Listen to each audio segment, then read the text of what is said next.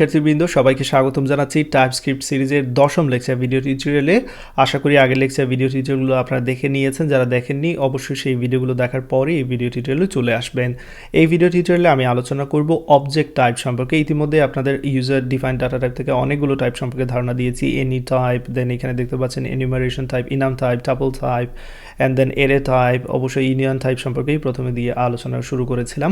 তো আশা করি সেই বিষয়গুলো সম্পর্কে ভালোভাবে বুঝতে পেরেছেন। এবার চলুন আমরা দেখে নিই অবজেক্ট টাইপ নিয়ে কীভাবে কাজ করতে হয়। তো অবজেক্ট টাইপ নিয়ে অলরেডি আমরা আসলে কাজ করেছি জাভাস্ক্রিপ্টে, কিন্তু টাইপস্ক্রিপ্টে কীভাবে সেই অবজেক্টটা ডিক্লেয়ার করতে সেটা আমরা দেখে নেব এখান থেকে। ওকে, তো এখানে দেখতে পাচ্ছেন আমি অবজেক্ট টাইপ ডট টিএস নামে একটি ফাইল তৈরি করেছি। আপনারা যে কোনো নামে ফাইল তৈরি করতে পারেন, এবং বরাবরের মতো আমি ইউজার ডিফাইন টাইপ নামে একটা ফোল্ডার তৈরি যেখানে করেছিলাম সেইখানের মধ্যে এই ফাইলটা তৈরি করেছি। আপনারা যে কোনো জায়গায় এই ফাইলটা তৈরি করতে পারেন, এবং আমি এই ফাইলটা আসলে রানও করে নিয়েছি। রান করার জন্য যেটা করতে হয় সেটা অলরেডি আপনাদের জানা আছে, টিএসসি। দেন আমি চাইলে এটা এখানে ক্যান্সেল করে আবারও দেখাতে পারি। আমি এই যে টিএসসি, দেন আমি দিয়েছিলাম object type dot TypeScript and then hyphen ওয়াস দিয়ে আমি সেটাকে কনভার্ট করে নিয়েছি। ওকে, আর এইদিকে আপনারা দেখতে পাচ্ছেন আমি কোথায় রয়েছি, এক্স্যাক্টলি এই ফোল্ডারে থাকতে হবে দুইটা টার্মিনাল থেকে, যেহেতু আমরা একই সাথে দুইটা টার্মিনাল ব্যবহার করছি। ওকে, এটা আমি ক্লোজ করে দিলাম। চলুন এবার কাজ শুরু করে দিই। তো এখানে আমি লেট ইউজার ওয়ান নামে আমি একটা ইউজার তৈরি করে নিতে যাচ্ছি, এবং সেই ইউজারে আমি একটা অবজেক্ট নেব। তো অবজেক্ট কীভাবে তৈরি করতে সেটা অলরেডি আপনাদের জানা আছে। প্রথমে আমি এখানে একটি কি দিলাম, কি এর আন্ডারে একটা ভ্যালু দিয়ে দিচ্ছি। তো আমি এখানে নেম না ইউজার নেম দিতে চাচ্ছি। ওকে, ইউজার নেম, পারফেক্ট। এবং সেই ইউজার নেমের আমি যে কোনো একটা ভ্যালু দিয়ে দিতে চাচ্ছি। এখানে ধরা যাক আনিসুল দিচ্ছি। দেন আমি একটা ইউজার আইডি দিতে চাচ্ছি, ইউজার আইডি, এবং তার একটা ভ্যালু দিয়ে দিচ্ছি 101। তো এই যে আমার তৈরি করা হয়ে গেল আমাদের অবজেক্ট। এইরকম অবজেক্ট আমরা অনেকবার তৈরি করেছি। এটাকে কনসোল লক করে আমরা দেখতে পারি যে পারফেক্টলি কাজ করছে কিনা। ইউজার ওয়ানকে রান করে দিলাম, দেখতে পাচ্ছেন এখানে কোনো এরর নেই। সো এবার আমরা রান করতে পারবো actually. So node object type dot JS দিলাম, দেখতে পাচ্ছেন এখানে পারফেক্টলি প্রিন্ট করে দেখিয়েছে। তো এতটুকু হচ্ছে জাভাস্ক্রিপ্ট। এখানে তো টাইপস্ক্রিপ্ট আমরা ব্যবহার করিনি, কারণ আমরা এখনও পর্যন্ত কোনো টাইপ দেইনি। তো টাইপটা কীভাবে দেওয়া যায়, আমি এক্স্যাক্টলি এই লাইনটা কপি পেস্ট করে নিচে নিয়ে আসলাম, দেখতে পাচ্ছেন। তো এইখানে যে কাজটা করবো, লেটটা তুলে দেবো, উপরে আমি টাইপটা ডিফাইন করে দেবো। এটার জন্য প্রথমে আমি ইউজার নেমের টাইপটা বলে দিতে পারি, এটা হতে পারে স্ট্রিং টাইপ ডেফিনেটলি, এবং এখান থেকে যে কোলনটা আছে সেটা সরিয়ে নিচ্ছি, এই যে এই ডবল কোটেশনটা সরিয়ে নিচ্ছি। দেন আমি এখানে ইউজার আইডি টাইপ হিসেবে বলে দিচ্ছি নাম্বার। ফাইন। তো যেহেতু এগুলো আমি এখানে সিনটেক্সটা বলে দিয়েছি, সেক্ষেত্রে এখানে অবশ্যই আমার সমান চিহ্ন হবে না। ইউজার ওয়ানের এখানে পরে কোলন দিয়ে এবার বলে দিয়েছি যে এই ইউজার ওয়ানের টাইপটা কি, এই যে এই জায়গায় আমি ডিক্লেয়ার করে দিয়েছি এতটুকু অংশে। ওকে, তো আপনারা চাইলে আমি এখানে জাস্ট এতটুকু অংশ আমি কমেন্ট করে আর একটা বিষয় এখানে আমি জাস্ট সিম্পলি এই জিনিসটা দেখাতে চাই। আপনি চাইলে এরকম করতে পারেন, লেট ইউজার ওয়ান, এবং ইউজার ওয়ানে এরকম টাইপ বলে দিতে পারেন যে এটা হবে অবজেক্ট টাইপ, দ্যাটস ইট, এই এতটুকু। তাহলে আমরা এখানে আগে ব্যবহার করেছিলাম এরকম সাপোজ নাম্বার ব্যবহার করেছিলাম, দেন আমরা এখানে স্ট্রিং ব্যবহার করেছিলাম, বাট এবার আমরা টাইপ হিসেবে ব্যবহার করতে যাচ্ছি কাকে, অবজেক্টকে। তাহলে এবার এই ইউজার ওয়ানের মধ্যে আমরা কী রাখতে পারবো, আমরা ইউজার ওয়ানের মধ্যে যদি নাম্বার রাখি সেটা ডেফিনেটলি এরর দেখাবে, দেখানোর কথা। আমরা যদি এখানে স্ট্রিং রাখি এরর দেখাবে, কারণ আমরা বলেছি যে এটার মধ্যে শুধু কি রাখতে পারবো, অবজেক্ট রাখতে পারবো। সো এবার যদি আমরা এরকম দেই, এইখানে যদি অবজেক্ট দিই, সাপোজ এখানে নেম দিচ্ছি অ্যান্ড দেন যে কোনো কিছু দিই আমি, সেটা আমার ইচ্ছা 111 পারফেক্টলি কাজ করবে, কোনো সমস্যা নেই। অ্যাজ লং অ্যাজ এটা যদি অবজেক্ট হয় তাহলে কোনো সমস্যা নেই। আশা করি এইটা নিশ্চয়ই বুঝতে পেরেছেন। আর যদি এখানে আমি অবজেক্টের এরে তৈরি করতে চাই সেক্ষেত্রে এরকম দিতে পারি। তো এটা জাস্ট একটা অবজেক্ট ডেফিনেটলি হবে না, যেহেতু বলেছি এখানে এরে অফ অবজেক্ট হবে, তাই না? সেক্ষেত্রে এটাকে ডেফিনেটলি এরকম রাখতে হবে, এরের মধ্যে রেখে দিতে হবে। ওকে, এবং আমি চাইলে এটাকে এখানে এরকম করতে পারি, ইউজার্স দিয়ে দিতে পারি, এতে করে বুঝতে সুবিধা হবে। এইখানের মধ্যে আমি অনেকগুলো ইউজার রাখতে পারি, নামটা চেঞ্জ করে দিচ্ছি, এরকম দিয়ে দিচ্ছি। এবার এরকম এখানে আমি বেশ কয়েকটি অবজেক্ট নিয়ে কাজ করতে পারবো, এই যে এইখানে আমি অবজেক্ট ডিফাইন করতে পারবো। ওকে, পারফেক্ট। তো নিশ্চয়ই বুঝতে পেরেছেন কীভাবে অবজেক্ট নিয়ে কাজ করতে হয়, অবজেক্ট এরে নিয়ে কাজ করতে হয়, সেটা এখান থেকে ক্লিয়ার করা হয়ে গেছে। তো চলুন আমরা আর একটু বেশি এখানে বোঝার চেষ্টা করি, আর একটু বড় করি এই প্রোগ্রামটাকে। ওকে, আমি এতটুকু এখান থেকে কমেন্টকে আনকমেন্ট করে দিচ্ছি।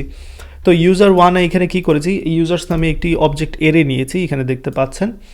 দেন ইউজার ওয়ান নামে আমি কী করেছি, একটি ভেরিয়েবল নিয়েছি, সেই ভেরিয়েবলের ডেটা টাইপ এখানে আমি কিন্তু স্ট্যাটিকলি বলে দিয়েছি, অর্থাৎ টাইপস্ক্রিপ্টের মাধ্যমে যে কী কী লাগবে মাস্ট। এখন যদি এখান থেকে আমি ইউজার আইডিটা সরিয়ে দিই সেক্ষেত্রে কী হবে, ডেফিনেটলি এরর দেখাবে, কারণ এই ইউজার ওয়ানের টাইপ তো এখানে বলে দিয়েছি। সে কী কী রিসিভ করবে, ইউজার নেম রিসিভ করবে যেটা হবে স্ট্রিং টাইপের, ইউজার আইডি রিসিভ করবে যেটা হচ্ছে নাম্বার টাইপের। কিন্তু এখানে আমরা দিয়েছি শুধুমাত্র একটি ইউজার নেম দিয়েছি, বাট কী দেইনি সেটা এখানে ডেফিনেটলি বলে দিচ্ছে। এই যে দেখতে পাচ্ছেন টাইপস্ক্রিপ্টের সাহায্যে খুব সহজেই এগুলো বোঝা যাচ্ছে যে এখানে মিসিং হচ্ছে কি আমাদের ইউজার আইডিটা মিসিং, এই যে property user ID is missing এইখানে। তো আমরা সেই ইউজার আইডিটা যদি দিয়ে দিই তাহলে এই প্রবলেমটা সলভ। তো চাইলে আরেকটা বিষয় এখানে আমি আপনাদের দেখাতে পারি, চাইলে এরকম অপশনাল ভ্যালু হিসেবে এইরকম ব্যবহার করতে পারেন। কোনো প্রপার্টিকে যদি অপশনাল রাখতে চান তাহলে কোয়েশ্চেন মার্কটা সামনের দিকে বসিয়ে দিতে পারেন।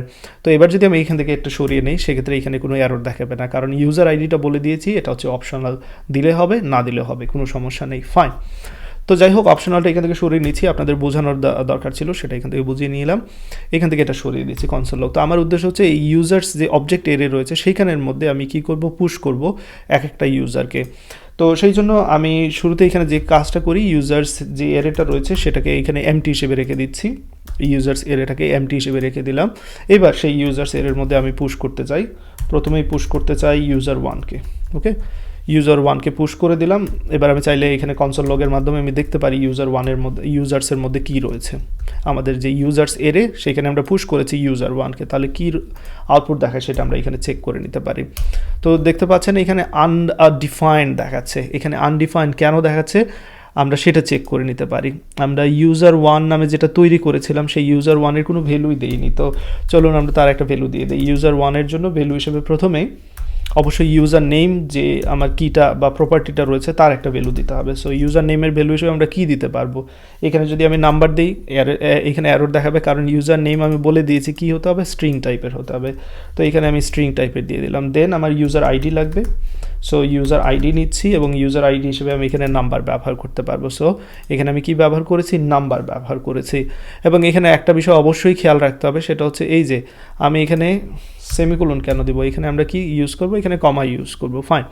তো এখানে নিশ্চয়ই মিসম্যাচ হয়েছে, এই যে দেখেন একটা জিনিস মিসম্যাচ হলেও কিন্তু সাথে সাথে আমার এখানে বলে দিচ্ছে। তো এই যে টাইপস্ক্রিপ্টের সুবিধা আসলে বলে শেষ করা যাবে না, এখান থেকে নিশ্চয়ই বুঝতে পারছেন, রাইট। এবার যদি আমরা এটাকে রান করি তাহলে নিশ্চয়ই আমাদের পারফেক্টলি আউটপুটটা দেখানোর কথা। দেখতে পাচ্ছেন এখানে পারফেক্টলি আউটপুটটা দেখাচ্ছে, এর মধ্যে একটি অবজেক্ট দেখাচ্ছে। তো আমরা চাইলে কি করতে পারি, এবার এরকম আরেকটি অবজেক্ট নিয়ে কাজ করতে পারি, এক্স্যাক্টলি সেম কপি পেস্ট করে নিলাম, এই জায়গা থেকে শুধু কনসোল লগটা সরিয়ে দিচ্ছি। ওকে, সো এটা ছিল ইউজার ওয়ান যেটা আমি আগে তৈরি করেছিলাম, এবার তৈরি করব ইউজার টু নামে আরেকটা ইউজারকে। ওকে, এবং ইউজার টু এর ক্ষেত্রে এখানে জাস্ট চেঞ্জ করব হালকা, জাস্ট আইডিটা চেঞ্জ করে দিচ্ছি, নামটা চেঞ্জ করে দিচ্ছি, পারফেক্ট। দেন এখানে পুশ হিসেবে দিচ্ছি ইউজার টু এবং সবার শেষে প্রিন্ট করব ইউজারকে। অর্থাৎ এখানে দুইটি object user one user two নামে দুইটি অবজেক্ট তৈরি করেছি যেগুলোকে পুশ করছি কার মধ্যে, ইউজার্সের মধ্যে। ওকে, ইউজার্সের মধ্যে পুশ করার পরে সেটা আমি এখানে প্রিন্ট করে দেখাচ্ছি আপনাদের। তো একটু ছোটো করে নিতে পারি, এবার আশা করি এখান থেকে বোঝা যাচ্ছে বিষয়টা। ওকে, সো আমরা কী কী করেছি এখানে দেখতে পাচ্ছেন, ইউজার্স নামে একটি অবজেক্ট এরে তৈরি করেছি, ইউজার্স এরেকে এখানে ইনিশিয়ালাইজ করে দিয়েছি। দেন ইউজার ওয়ান নামে একটি অবজেক্ট তৈরি করেছি, সেই অবজেক্টের সিনট্যাক্স এখানে বলে দিয়েছি কী হবে, টাইপ সহ।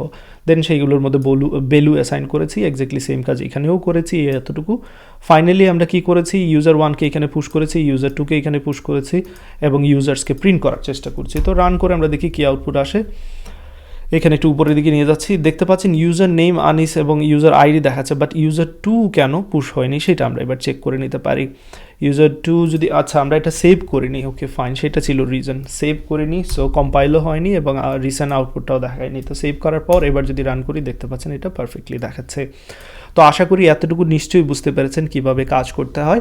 এবার একটা জিনিস এখানে আপনাদের ফলো করতে হবে যে আমি ইউজার ওয়ানের জন্য এরকম ডিফাইন করেছি, ইউজার টু এর জন্য ডিফাইন করেছি, এক্স্যাক্টলি সেম কাজ যদি আরও ইউজার তৈরি করতে হয় প্রত্যেকের জন্য করি, ডেফিনেটলি অনেক টাইম কনজিউমিং, বারবার টাইপিং করতে হচ্ছে। এই কাজটাকে খুব সহজভাবে করার পদ্ধতি সম্পর্কে পরবর্তী লেকচার ভিডিও টিউটোরিয়ালে আপনাদের ধারণা দেবো। এই পর্যায়ে জাস্ট এরকমই থাকুক, কারণ অবজেক্ট নিয়ে এখানে আমরা ইন ডিটেলস বোঝার চেষ্টা করছি। ওকে, অ্যান্ড অবজেক্ট কীভাবে প্রিন্ট করতে হয় সেটা আপনারা জানেন, এইখানে চাইলে আপনারা লুপ ইউজ করতে পারেন। সাপোজ আমি যদি এখানে এই কাজটা করতে চাই, আমি এখানে ফর ইন যদি ব্যবহার করতে চাই, ওকে আমি কুইকলি দেখাচ্ছি, এটা আসলে আমাদের টাইপস্ক্রিপ্টের বিষয় না, তারপর আমি এখানে দেখানোর চেষ্টা করছি, এটার কোনো দরকার নেই, এটার দরকার নেই, ফাইন।